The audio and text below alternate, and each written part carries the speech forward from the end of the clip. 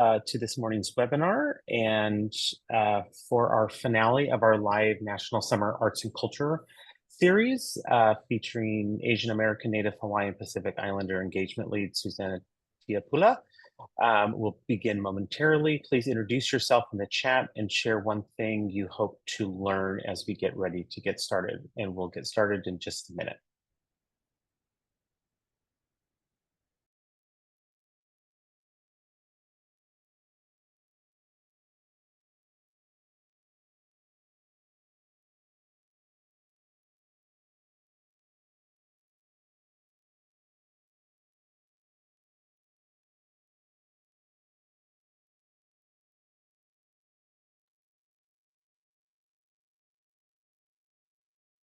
Okay, looks like we have most folks in the room. So for time purposes, we will get started. Good morning and welcome to the finale of our live National Summer Arts and Culture series. I am Jason Stuber, Senior Strategy Manager at Compassion Choices, the nation's oldest and largest nonprofit dedicated to improving care, expanding options, and empowering everyone to chart their end-of-life journey. Before I introduce myself and the speakers, there are a few housekeeping items I would like to share before we get started. If you need live captioning in either English or Spanish, please enable it at the bottom of the screen by clicking the double C's and following the prompts. There will be a brief 10-minute Q&A at the end of today's conversation, so please pre-populate your questions in the Q&A function located at the bottom of your screen, and we will get to as many of those questions as the time allows. No need to raise your hand, as we will only take questions from the Q&A function. And lastly, this webinar is being recorded and will be sent out post the webinar if you would like to view it again or share with those in your network and community. With that said, I am honored to introduce to you today's speakers. This series' finale webinar will be an intimate conversation between Compassion Choices Chief Engagement Officer, Brandi Alexander, and our special guest, Suzanna Tiapula, Asian American, Native Hawaiian, and Pacific Islander Community Engagement Lead. At this time, I would like to turn it over to Brandi. Thank you, Jason, for such a warm welcome. And welcome to Suzanna and everyone here today. I'm so excited for this conversation. I've been working with Suzanna for the past almost 2 years, and I've just been floored by how many connections she's made and how unique of an approach she has to end-of-life issues. So I'm really excited for this conversation today. Welcome, Suzanna. Aloha. I would actually like to say hello in some of the different languages from the Pacific. We have more than 100. I will not do all of them, but Talofalava, my own language, Samoan, Rananim, Keaora, Ali'i, Yakwe, just a few. If we have people online, welcome and hello. Thank you. So can you give us a little bit more about you and your background and your role here at Compassion and Choices? Thank you, Brandi. It's an absolute pleasure to work with you. I am of the Pacific and an ocean woman. I was born and raised in a village in the South Pacific, the village of Awa, and my village is remote, even by the standards of my own island country. We got a road into my village the year I left for college, North Shore Village in the Eastern District. I still identify as being from a village, even though I've lived in the major cities of this hemisphere over the last 3 decades. I am an attorney, and I'm blessed to still be able to work with people from my region. We hope to find ways to connect with our own peoples and others around the world. Awesome. And tell us more about the communities you work with. I work in the Pacific. There are 3 major areas: Micronesia, Polynesia, and Melanesia. The islands of the Pacific, there are thousands of islands. We have countries that have 1,000 islands, and we don't actually feel isolated. We feel connected. So it's really interesting because everyone else thinks we're isolated, but we're like, oh no, we're connected. We're connected by the oceans. And we are connected to each other. We're connected to our families. We're connected to the earth. My own Samoa, Misa, is sacred. Moa is center. Very Samoan-centered view of the Pacific. But we are connected to each other. And there are diaspora communities around the world. And our families, we don't even self-identify as individuals. If I were to introduce myself, and for many in the Pacific, the introduction would be Oahu Tiapula. I am Tiapula. Tiapula is both a family and a piece of land. So everyone would know immediately the mountain that I'm from. And I might not even ever say my name. Beautiful. And so throughout our discussion today, we're going to have video clips to really be able to show some of the work you've done, because it's not only is it so visually stunning, it's hard to even understand if you don't get to see it with your own eyes. So we're going to start with a clip here that talks about why you decided to use art, music, and the ocean in your outreach efforts, and how you've incorporated the arts. So do you have anything to share as an entree to the video? I'd like to frame that, actually. This is the George Nuku piece. And George Nuku is a Maori artist who the ocean, moana also means ocean. So Samoana, I am Samoan. Moana is ocean. And there is a parallel for that in most Pacific languages. But George Nuku analyzes the changes in the ocean because of plastics.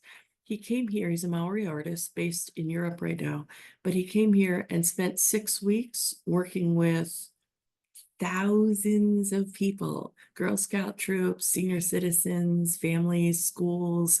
They probably had 15 different schools engaged, hundreds of teachers, and they built multiple pieces of art, a huge ocean exhibit. But we work through art because it brings people together. And I'll talk a lot about art, but I just wanted to introduce that his piece was something created by 1,000 people. And every exhibit, which we have the exhibits here, when you have them up and you're standing in the back of the room, families come in and teenagers, 40-year-olds, people point and they say, I made that. Beautiful.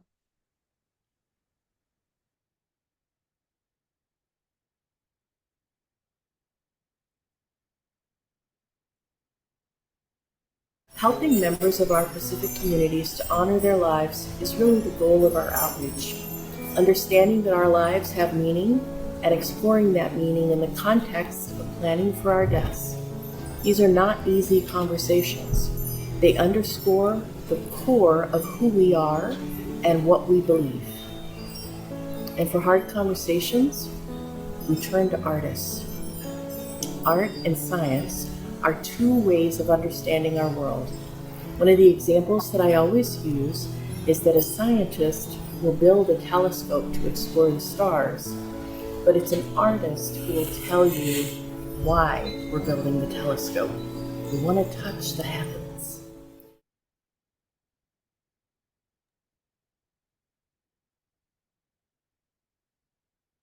I love that. I mean, I always say that art changes the heart. I heard someone say that at an event and it stuck with me.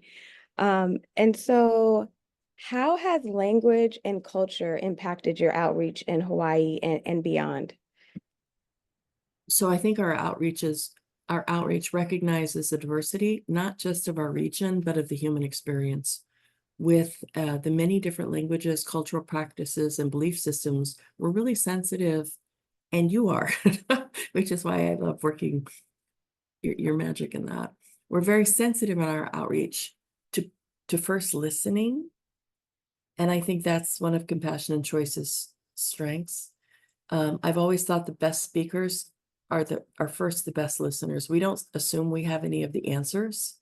We sometimes have questions, and when we're truly blessed, we're in a space where we are able to explore those answers.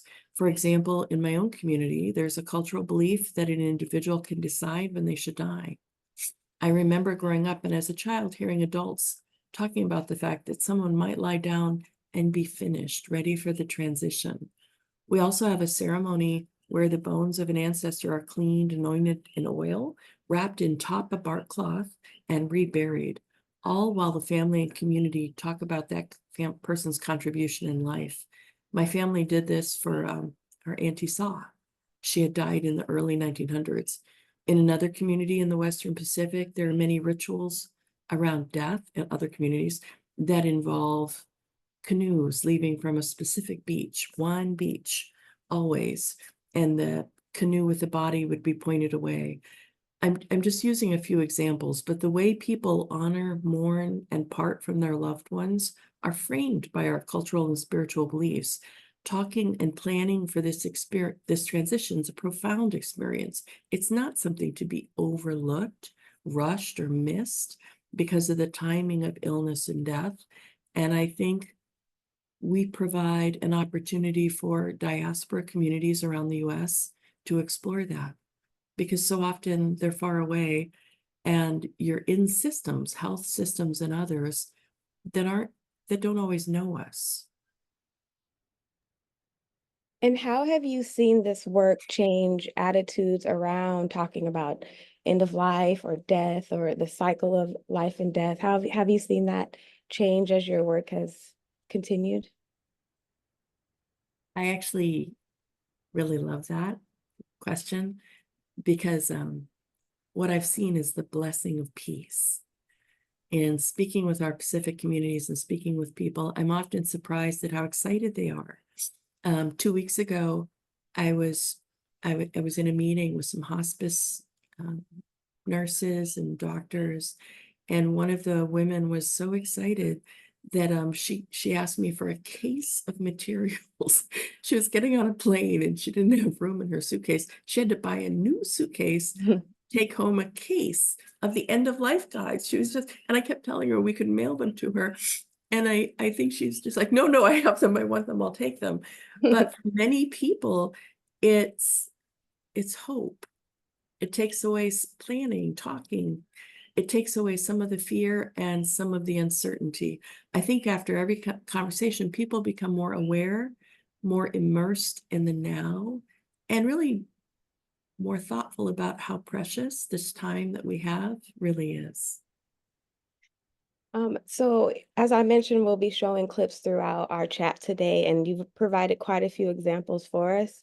And so tell us more about what we're going to see in this first clip and how you've really utilized music and art, and how it's helped progress your efforts. Well, I had started talking about George Nuku, and he's one of the first people we'll see. But we work with artists, performing visual artists from many different Pacific and Asian communities, to communicate meaning of life, how we explore this space, meaning of death, navigating the transition for the person who is dying and mourning, and hopefully finding peace for those who have lost a loved one. Beautiful. By engaging in outreach, primarily through art and culture, we bring people together in safe and culturally kind of warm spaces. And this next example with Nuku is one of my favorite, but he built 15 incredible exhibits with separate themes exploring the ocean and the Pacific context and how plastics have changed or transformed the region. What was interesting in his is that exploration of transformation and transition. Those are great talking points for planning all transitions. And when you generate a space for creation, it offers a parallel space for introspection and narrative. So I will turn this over and we will see Nuku.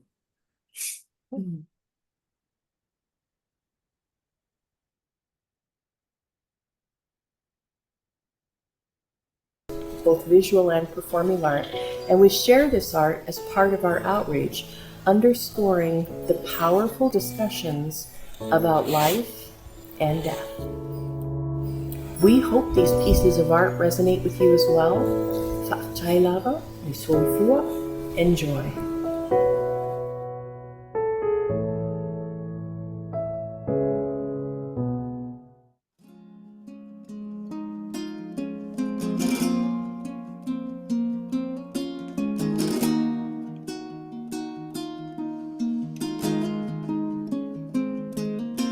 I've been missing you.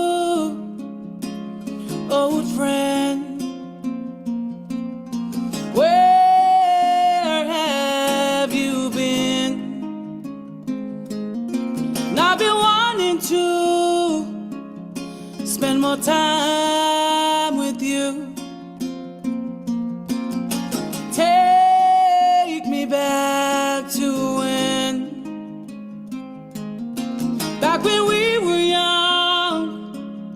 The world was new and fun. And I promised myself I wasn't going to get emotional on this call. It's just so beautiful.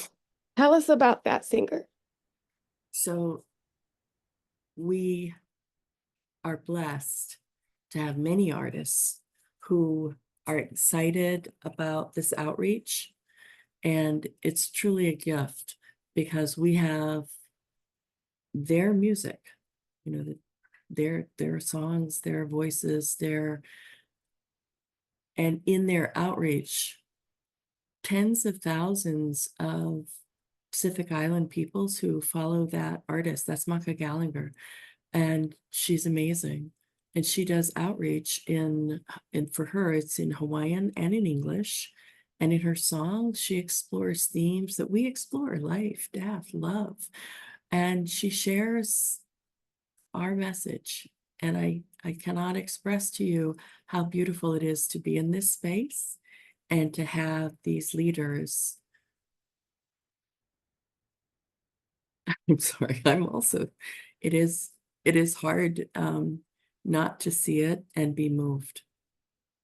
And every time she sings, I get, and her clips are viewed, I probably get another 15 emails asking me for material. And some of the artists that we work with, a single song might be viewed 40,000 times, but it's for my community an incredibly effective way to reach out to partners and families. And you might be watching this and you might think of your loved one, your mom, your husband, your child, and reach out and say, I need to plan. I need to plan for someone else, or I need to plan for myself. And the material's there because they're sharing our messages. So set the stage for this next one. This is a pianist. Tell us more about him and his performance. And actually, this is what I really love, is that we reach across all vectors. This is one of the best pianists in the world, Meng Chu Liu, and he flew in and did a series of workshops with pianists on the island. But he also, we were able to record his work, so it's been used in most of the schools on the island. And we were able to fill a theater on multiple occasions with Pacific Island peoples. And one of his songs was performed with the Nuku exhibit in the background. So his entire performance was dedicated to the ocean. And for Pacific peoples, I am of the ocean. We are ocean. That is Samoana. I will let everyone see too.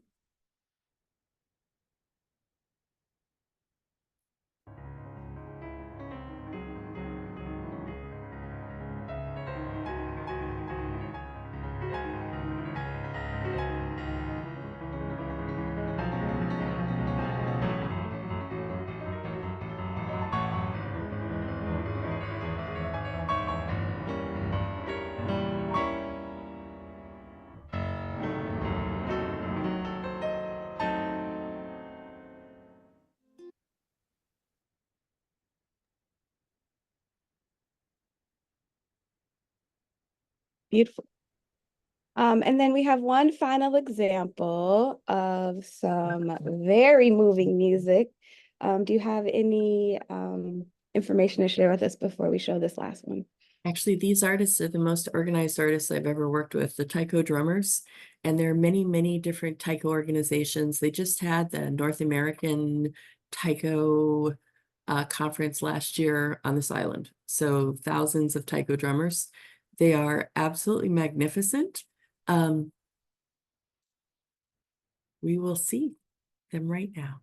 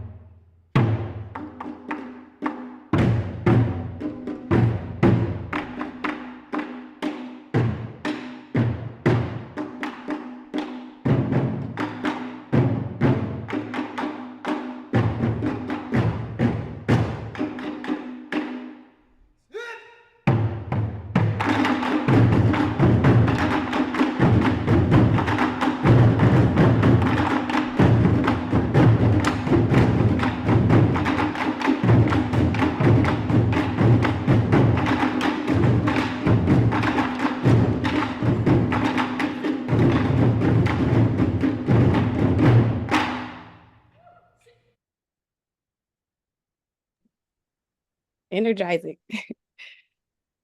So thank you for sharing those clips. I want to tell everyone we'll be sharing a video with you after this webinar that is a little bit longer and shows a summary of all of the amazing artists and avenues that we've used art and music in the Pacific and beyond to really bring awareness to these issues.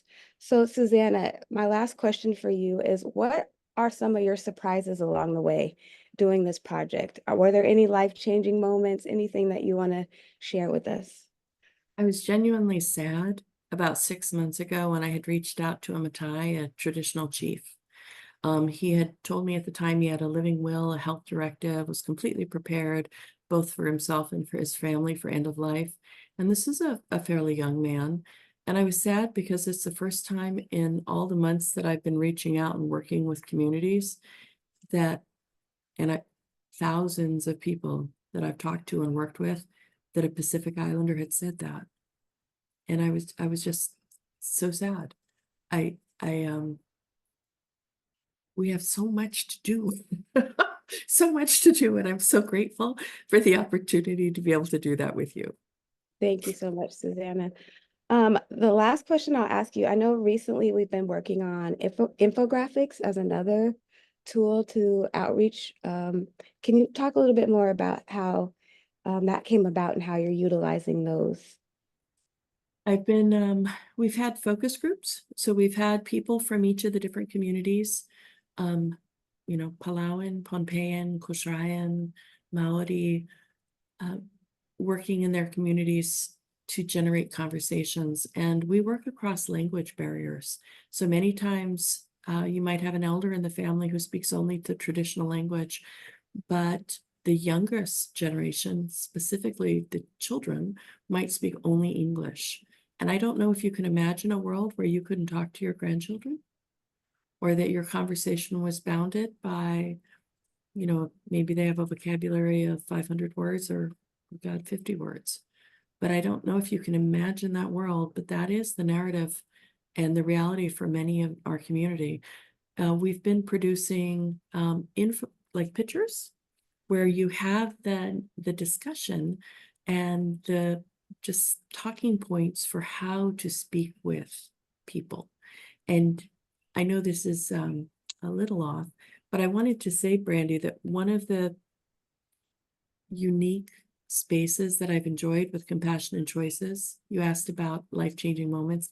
Part of it's working with you. Oh. I'm so used to being lumped into a series of acronyms. I think the favorite one right now is AANHPIME. That's Asian American, Native Hawaiian, Pacific Islander, and Middle East. And you'll see emails go out, say funding for, and this is the most common term. And if it's based on numbers, which it often is, Pacific Islanders are invisible. There aren't enough of us. We don't matter. And I don't know any Pacific person who says I'm a PI. They'll say I'm Kushraian, or I'm Maori, I'm Maututaki, or I'm whatever their island is, whatever their, whoever they are, they'll say that. Nobody says I'm PI except people outside. And Compassion and Choices, it's the first time I've ever spoken with someone and they talk to us as people. And you recognize not just the individual group, but the individuals within the group, because we're all different.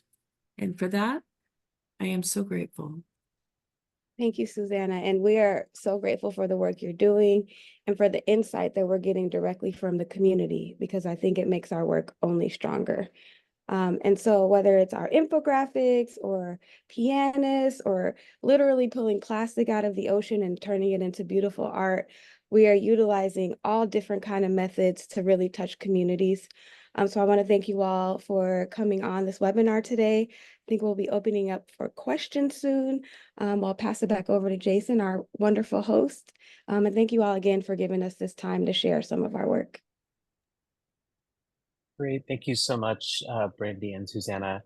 So we do have one question in the Q&A from Mark and Alice Imlay. It says, beauty in art includes what we see, what we hear, what we feel, what we smell, and what we taste, all 5 senses. Can you share an example? Well, for one of the occasions I was able to actually see our work in action, there was food. So both my smell and taste were stimulated that way, as well as the smell of all of the flowers and the leis that were being placed around people's necks, and the visual of all of those colors coming together. I was able to hear the greetings similar to Suzanna when she started this call, of the different cultures in the room, welcoming everyone. And obviously the visual, being able to see the people in the room. So that for me was an example.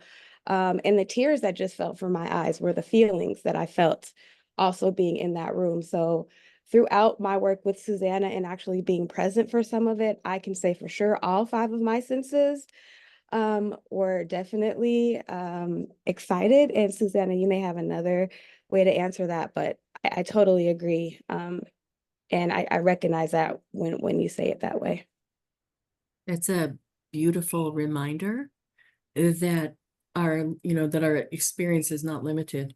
That every day I have an example, but we had a float for the Merry Monarch Festival, which is the premier Hawaiian event to celebrate hula. And we decorated a float with flowers, and we were part of the community. Our message was shared. We were embraced by thousands of people. It was incredibly beautiful. And so there are the smells, there are the memories. It was warm. We had Samoan drums. I had carved some of the drums. We had a Korean drum in the back. One of our partners, Dr. Trina Namiho, was drumming. A grassroots community development group, the Hawaii Keiki Museum, was participating. It's all a part of expressing who we are as living beings. So yes, every sense, always. It looks like we have another question around more information on each of the singers that were showed. Can you talk a little bit more about them? Yes, and actually what I can do is I can provide links to their work. We've probably, I think, 8 different musicians that have recorded for us music, and from different communities, from Saipan, from Hawaii, I think Maori, Tahiti. I can provide those links for you because they're incredibly beautiful, the work they do for us, but the work they do, these musicians change lives.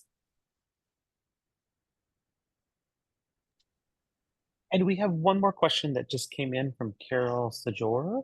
How do cultures involve children in their ceremonies?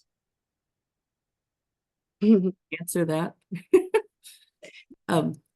We're multi-generational. So it's not just that we involve children, we involve, I remember at Oahu Tiapula, I am Tiapula, there are 396 adults in the Tiapula immediate family, and probably another 700 if you count all the children. I have 1,000 family members. We're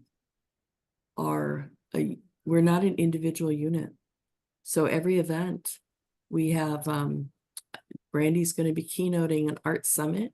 At the art summit, they have planned all these different projects in the back of the room because people come with their children and they will be producing those, the plastics that we designed for the bottled ocean Nuku exhibit. We had 1,000 children cutting plastic bottles because a child can hold a pair of scissors, safety scissors, and cut. And so every child who participated had the opportunity to get a picture of themselves with their art, themselves with their artist. And we showed the older children how they could put on their resume that they had participated in the design and delivery of an art exhibit. So all generations. We had senior citizen groups, Girl Scout groups. I think of you, Dr. Trina, being on the drum in the front of the float, and then we had someone, I think as little as 6 or 7 on another drum also. So it's been very multi-generational, very community and communal. And on that float, I think someone jumped on the float halfway along because people heard us, shouted out to us, and then thought, oh, I would like to drum. And then they jumped on the float as we were moving. So we gained people as we were moving through the town. So I love that question about how to include children. But the question is always, if they're not there, why not? We had children at that pianist, and children can't sit for 40 minutes. So they didn't. They ran up and down the sides and they were in the back. Awesome. Thank you. And we have another question that just came in that says, what has been the most inspiring part of your journey?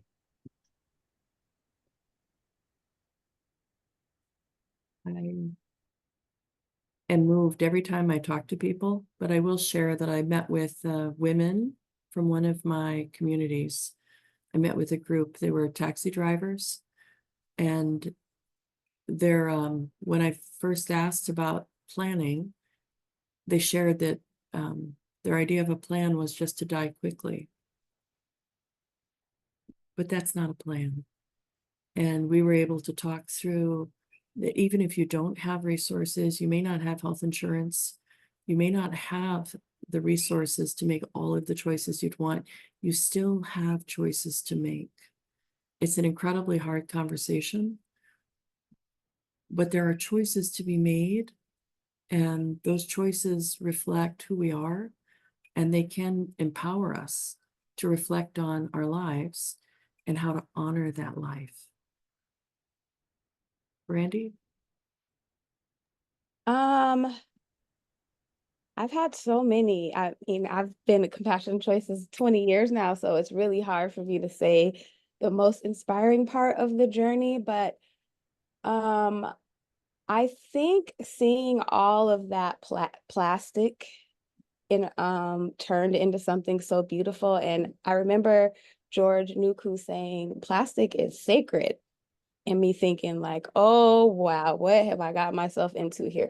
But by the end of the conversation and how he talked so much about the cleansing process and like saving the ocean, and as well as taking something that has destroyed something and turning it into life and community. And so really just seeing that and seeing all of the different generations involved in that, and that so many people on the island were able to participate in not only the cleanup part, but the art, and are now able to see their own work on display, and we're able to use it as a tool. I think seeing that journey was probably most inspiring because it was so far from all of the other work that I'd done and presented to, as a way to approach communities. So it was really inspiring to see it all come together. And when you mentioned that too, Brandi, every individual who came and worked on the Nuku exhibit, they had access to our materials. And these are casual, intimate conversations. You might have 5 women working in the back on part of a project, 6 people over there putting, like we created an island. And so there are different spaces. These aren't public events in as much as they're intimate conversations. And the art allows us to do that. And I saw a booklet in every arm walking out of the building, or a CNC bag, or, people taking our materials and really just open up, having a conversation before a time of crisis. Because we're looking at beautiful things, we're being moved by beautiful sounds, we're smelling beautiful things. And so we're talking about tough things, and it makes it much, much more, easier to absorb. And so when that time comes and we are in that crisis mode, we will have had some of these conversations and done some of this preparation. So thank you again, Suzanna, for all you've done and all you continue to bring to this work. I'm so excited to continue this work together, and find ways to continue to get these resources into our communities. Tailava, soifua, and it is a blessing. Mahalo.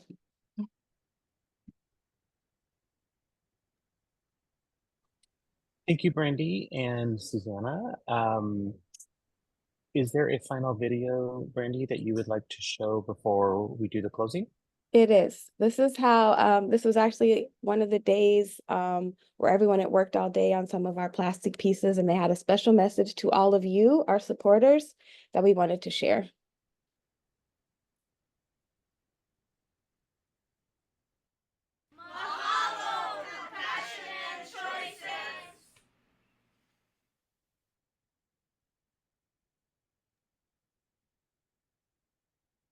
Wonderful. Thank you for that, Brandi and Suzanna.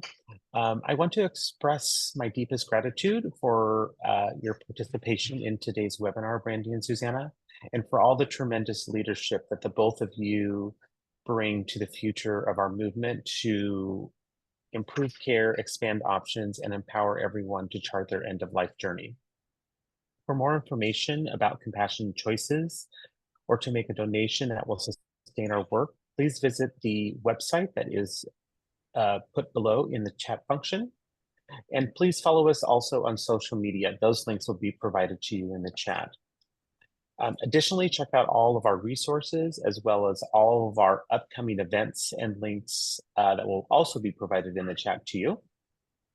And thank you again, Suzanna and Brandi, for today and all the rich conversation and a little look into the work that we do into Hawaii.